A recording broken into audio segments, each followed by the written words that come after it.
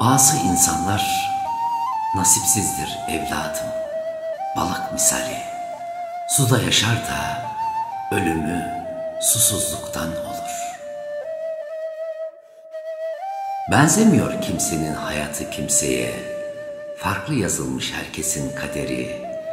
Kimine vermiş 2 dirhem bir çekirdek otur çitle diye, kimine de 2 dert 1000 çile otur çek diye. Bugün ömrün bir gün daha azaldı. Artık kendini mutlu etmeye karar ver. Ve seni mutsuz eden her şeyden kurtul. Dünya böyle bir yerdir işte. Eksik kalırsın, tamamlanmak istersin, yok olarak dönersin. Ayarsız terazide yürek tartma, incinirsin. Ne garip, hiç kimse kendisinin hikayedeki kötü taraf olduğuna ihtimal vermiyor. Kendi halinde olmak güzel, bu kadar hal bilmezin arasında. Demini almış çay kadar değerlidir, kalbi kıvama varmış insanlar.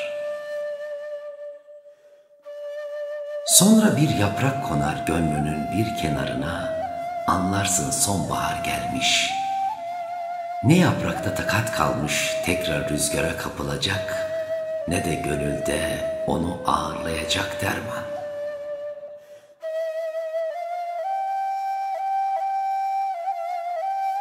O üzülmesin, bu mutlu olsun, şunun tadı, bunun tuzu kaçmasın demiş, sürekli kendinden vermişsin. Gönlünün ömrüne ağır geldiğini anladığın zaman, bakmışsın ki kendin için hiçbir şey yapmamışsın. Sonra mı, sonrası yerini yadırgayan çiçeğin soluşu? Gönül hassastır. 2 güzel söze kanabildiği gibi 2 acı söze de yanabilir.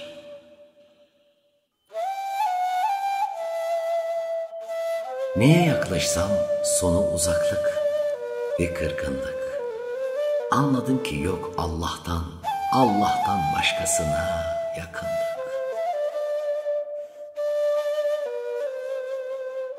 Unutma senin için başkasından vazgeçen, bir gün başkası için senden vazgeçer. Kalp kırmak o kadar kolay ki bir hata yaparsın hemen kırılır. Peki ya o kırılan kalbi düzeltmek kırmak kadar kolay mıdır? Gözyaşıyla duruladım bu kalbi, temizdir inan. Parçaları kaybolmuş, puzzle gibi artık insanlar. Kiminin ruhu, kiminin beyni ve çoğunun bir kalbi yok. Bir şey var senden geriye kalan bir şey. Kirpiklerimin ucunda donup kalmış, ürkek bedenime yapışmış kırgınlıklarım, söylenmemiş sözlerim asırlık çınar ağacı gibi heybetli. Bir şey var senden geriye kalan, bir şey, dönüp baktığımda gördüğüm sol yanımdaki ızdırabım. Bir şey var senden geriye kalan bir şey, yarım kalmış şiirlerimin can çekişi gibi. Bir şey var senden geriye kalan bir şey, ta derinlerde bir yerde, 1000 yıl daha sürer içimde rüzgarın.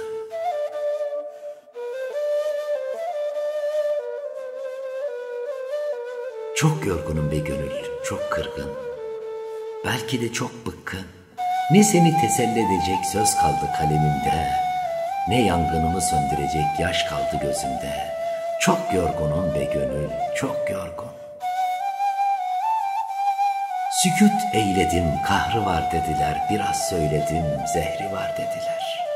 Sustum kahrından susuyor dediler, biraz konuştum, zehrini kusuyor dediler. Sen, aklımla kalbim arasında kaldığım en güzel çaresizliğimsin. Değer taşıyan tek hikaye vardır. O da bedelini sizin ödediğinizdir. Doğrudur, İstanbul şiir yazdırır, Ankara ise roman, aşk ise çay demletir. Bir kişi karşısındaki kişiye hoşgörü gösteriyorsa, bunun anlamı ben insanım ve senin de insan olduğuna inanıyorum demektir. Ben safım, gel benim sırtıma bin demek değildir. Eyvallah çok güzel bir sözdür. Bazen kabulleniş, bazen boş veriş, bazen de yol veriştir. Sen yoluma taş koyuyorlar dersin. Cenab-ı Hak ise o taşları senin cennetine köprü yapıyordur. Unutma senin küle çevirdiğin kalbe bir başkası üfleyerek can verir. Yüreğini vermeli insan sıktığı ele, kucakladığı dosta, dokunduğu omuza, gülümsediği yüze, baktığı göze, dinlediği söze. Çünkü verdiğimiz kadar alacağız bu dünyadan, yani ektiğimiz kadarı biçebileceğiz. Sonra hepsi benim diyebileceğimiz ama sadece yürekten verdiğimiz kadar, bir umut ışığı olduğumuz kadar, bir gönül dolusu insanlık paylaştığımız kadar, ne eksik ne fazla, sadece hak ettiğimiz kadar. Sevmek diyorum, herkes aşk anlıyor. Oysa sevmek diyorum cancağızım, sadece sevmek, uçsuz bucaksız, sınırsız, sorumsuz sevmek. İnsan vefasız değildir, vefasız olan insanın kalbidir. Varlığının kıymetini bilmeyenin yokluğu koymaz. Sonradan kıymetin anlaşılır ama hiçbir şey artık eskisi gibi olmaz. Kızgınlığım geçer de kırgınlığıma çare bulamadım.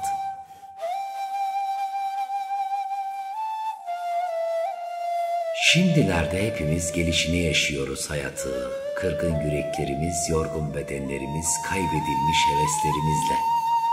Bahtımıza ne düşerse işte öylesine.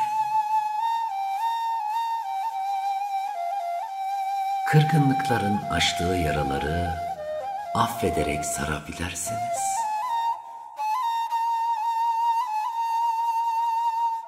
Dervişe kimi bekliyorsun dediler. Gidip de gelmeyen insanlığı dedi. Üzmeyin, kırmayın, kıymet bilin. Hayatta geri dönüşü olmayan yollar var. Ey gönül, ne tuhaf değil mi? Bir ömür şah damarından daha yakın bir sevgiliyi aramakla geçiyor ömrün. Ben ölünce kalbimi ona nakledin. O da sevmeyi, sevmeyi, sevmeyi öğrensin. Ben sadece kaybettiklerimi özlerim, vazgeçtiklerimi değil. Hayat fırtınada sığınak bulmak değildir. Yağmurda dans etmeyi öğrenmektir.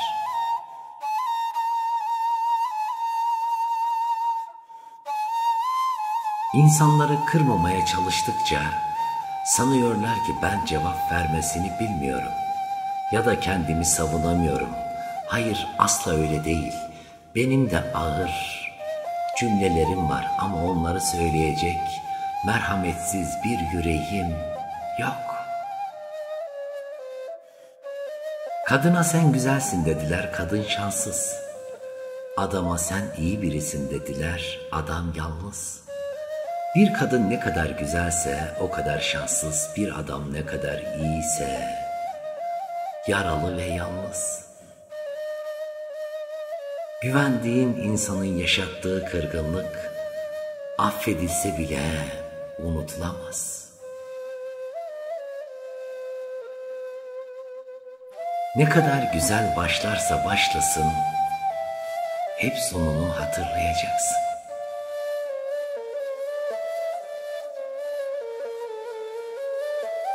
Ne zor şey insanın hissettiklerini söyleyememesi, ne zor şey severken susmak, bir ömür bu susmalar için fazla kısa değil mi?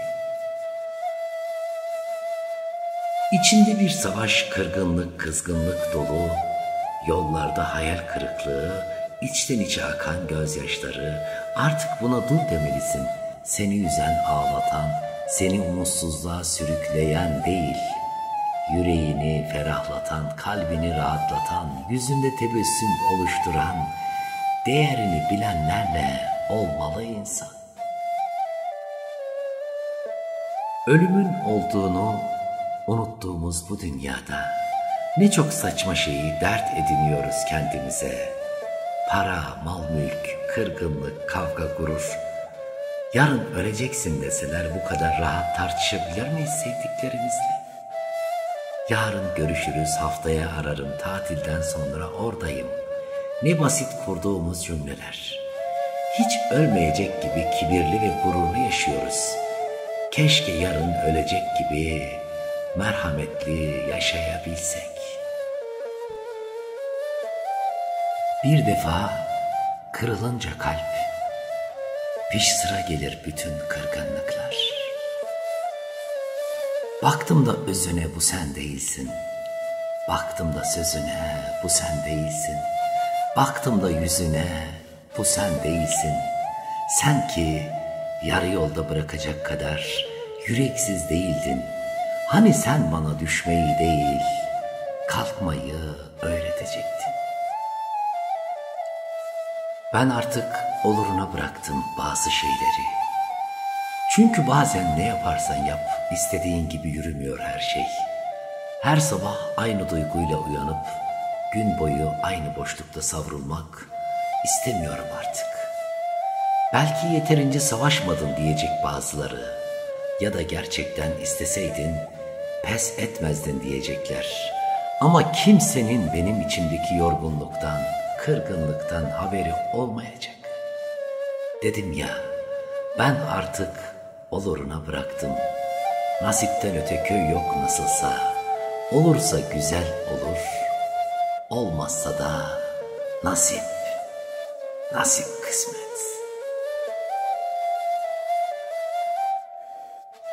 Söz verdim kendime, ağır geleni yük etmeyeceğim ömrüme. Bazılarına olan kırgınlığım beni saf bir salak yerine koymuş olmalarıydı. Ama olsun, insanız sonuçta, yanılabiliriz elbet. Öyle ya, ben de onları insan yerine koymuştum. Yorgun ve kırgınsam, hepsi iyi niyetimden, merak etmeyin, geçer. Şimdi ne bugünsün ne de yarın, olsa olsa sadece yarım ya da eksilen yanım. Önce derin kırgınlıklar yaşarsınız, anlamazlar. Sonra bazı değerlere olan inancınızı yitirirsiniz, umursamazlar. Bazen yalnızca soranlara iyiyim dersin ve onlar içinde biriktirdiklerini bilmediği için sahiden de iyi olduğunu sanırlar. Ne tuhaf değil mi? Oysa sen hiç de iyi değilsindir ve bu gerçeği senden başkası bilemez. Sen aslında kırgın, üzgün, paramparça bir yanı eksik, gidenlere küs, kıranlara dargın, kalanlara ise artık sessizsindir. Anlatamazsın içindeki yangını, çünkü anlatınca da hiçbir şey değişmiyor bilersin. Bu yüzden yüzüne gülümseyene bir maske takıp iyiyim dersin. Sadece iyiyim. Sizi defalarca üzen birine sormayın neden beni üzüyorsun diye. Kendinize sorun neden hala izin veriyorum diye. Güneşi söndürün, öldü umutlar. İyi niyetlerinden dolayı sürekli kaybeden insanlar var ya, eğer ki onlar kötü olamıyorlarsa, bu onların zayıflıklarından değil, inançlarının güçlü olmasındandır. Doğrunun yanlıştan, mazlumun zalimden ayrılacağı o güne inanan herkes bilir ki, en küçük kötülüğün bile hesabı ince ince sorulacaktır. Ben çok sana kırılıyorum diyemediğimizden, bir tek sana kızamıyorum dediğimiz anlar vardır. Gecenin yarısı bir kitabın orta yerinden başlamak gibiydi seninle birlikte olmak. Başını anlamadan sona yaklaşmak, sonunu okuyamadan uyuyakalmak ve uyandığında kaldığın sayfayı karıştırmak. İşte böyle bir şeydi seni yaşamak, yarım yamalak. Kalbin kırıla kırıla öğrenirsin kime ne kadar değer vermen gerektiğini. Güzel işler de var dünyada, hatır gözetmek, vefa duymak, gönül onarmak gibi. Bir daha sevmeye cesaret edemeyecek kadar kırıldık biz. Bir kuş düşmekten korkar mı hiç? Korkar olduk. Pişman olduklarımız çoğaldıkça merhabalardan korkar olduk. Ey benim iyimser hallerim, çabuk aldanışlarım, hep inanışlarım, alttan alışlarım. Hatayı hep kendimde buluşlarım, değmeyecekleri kafama takışlarım. Yoktan yere akıp giden gözyaşlarım, herkesi insan yerine koyuşlarım. Hepinize elveda, artık ben kimsenin hiç kimsesi olmayacağım. Yaşarken kıymetim bilinmemişse, dost olup kalbime girmemişse, severek yüzüme gülünmemişse, neyleyim ölünce gözyaşını? Küsmedim, küsersem bağırır çağırır, affederdim. Ben sana kırıldım, bilirsin kırgınlık bakidir, iyileşmez. Dal istediği kadar güçlü olsun, rüzgar istediği an kırabilecek güçtedir. Sen istediğin kadar güçsüz ol, kalbimi kıracak kadar güçlü sözlerin. Kırıldığında insanlarla arana mesafe koyman gerekir. Hissediyorlarsa yanına geleceklerdir. Gelmiyorlarsa doğru mesafeyi buldun demektir. Sakın yanlış anlama, kendimi yitirmiş değilim. Sadece sende kayboldum, o kadar. Sabır öyle bir ip ki sen kopacak sanırsın, o gittikçe güçlenir. Sen bitecek sanırsın, o gittikçe çoğalır. Bazen hayat sadece elindekileri değil, içindekileri bile alır senden. Ve ait olmadığın mekanları, insanları çekmek zorunda bırakır seni. Çekip gitmek, bırakıp gitmek istersin. Ama öyle düğümlenmiş ve kalındır ki bağların, mecburiyet der, hayat şartları der çekersin. Ve vazgeçtiklerin arasına önce kendini eklersin. Kendimi insanlara anlatmayı, işlerine geleni duyduklarını fark ettiğimde bıraktım. Eskiden derdim ki insanın başına gelebilecek en kötü şey bir gün yapayalnız kalmasıdır. Öğrendim ki hayatta insanın başına gelebilecek en kötü şey yapayalnız hissetmesine neden olan insanlarla yaşamasıdır. Yazmakla geçseydi şu sol yanımdaki ağrı, benimki bir tüy kadar hafifti şimdi. Çare yazmak değil, çare sensin, çare gözlerin. Unutma ki yalnız olmak, yanlış yerde ve yanlış bir kalpte olmaktan iyidir. Ne yaparsan yap kimseyi memnun edemezsin. Ömrünü versen ahiretini isteyecek kadar doyumsuzdur insanlar.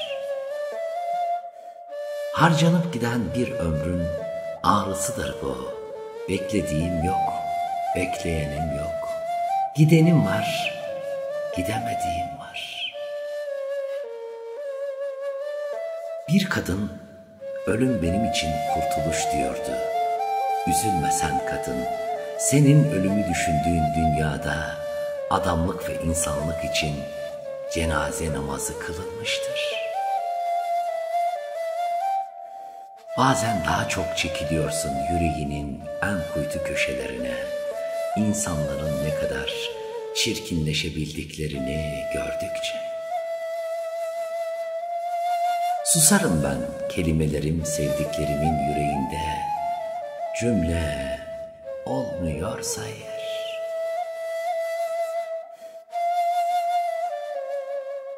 Yine düşmüş bir sonbahar ömrün üstüne.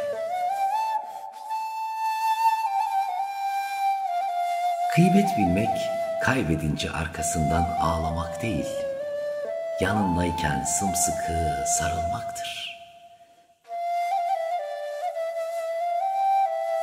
Allah der ki, kimi benden çok seversen, onu senden alırım. Onsuz yaşayamam deme, seni onsuz da yaşatırım. Ve mevsim geçer, gölge veren ağaçların dalları kurur. Sabır taşar canından saydığın yar bile bir gün el olur aklın şaşar.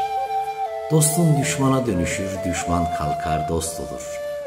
Öyle garip bir dünya, olmaz dediğin ne varsa hepsi olur. Düşmem dersin düşersin, şaşmam dersin şaşarsın.